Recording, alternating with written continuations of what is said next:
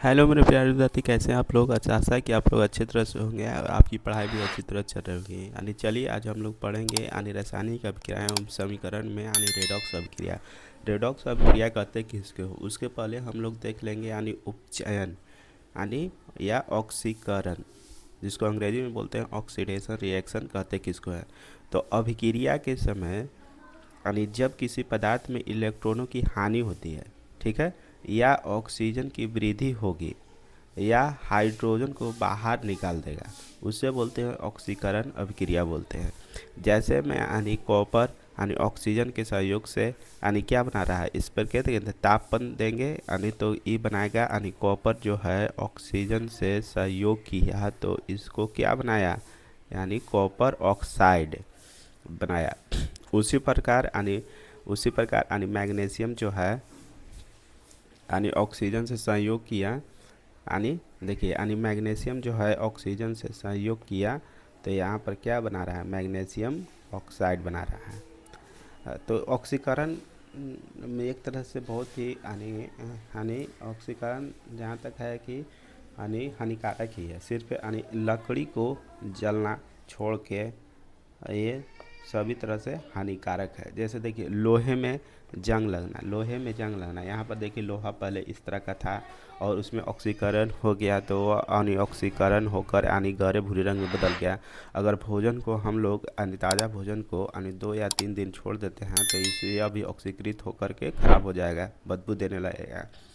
या देखिए यानी चिप्स का पैकेट आप लोग देखे होंगे, इसको ऑक्सीकरण को रोकने के लिए इसमें हम लोग यानी कम अभिक्रियाशील गैस मिलाया जाता है, जैसे नाइट्रोजन इस चिप्स में मिलाया जाता है, जैसे कि यह लंबी तरह से यानी रह सके। और उसके बाद देखेंगे अपचयन, जिसको अवकरण अभिक्रिया भी बोलते हैं। अंग्रेजी में होता है रिडक्शन यानी रिएक्शन। यानी यह उपचयन यानी के विपरीत है, यानी यानी ऑक्सीकरण के विपरीत है, जिसमें इलेक्ट्रॉन की प्राप्ति होती है या ऑक्सीजन की कमी होगा और हाइड्रोजन की वृद्धि होगा, उसको उपचयन अपचयन बोलते हैं, सॉरी अपचयन। जैसे में होता है यानी कॉपर ऑक्साइड यानी हाइड्रोजन से संयोग करके क्या बना रहा है यानी कॉपर सिर्फ बना रहा है। तो यहाँ पर देखिए कॉपर ऑक्साइड हाइड्रोजन से सहयोग करके क्या बना रहा है, सिर्फ कॉपर बना रहा है। तो इसमें क्या हो गया, ऑक्सीजन का ह्रास हुआ, तो इसको बोलते हैं अपचयन, अपचयन अभिक्रिया। और उसी प्रकार Na2 और Cl2 यानी से बना रहा है NaCl, तो ये भी हो गया क्या, अब चयन अभिक्रिया।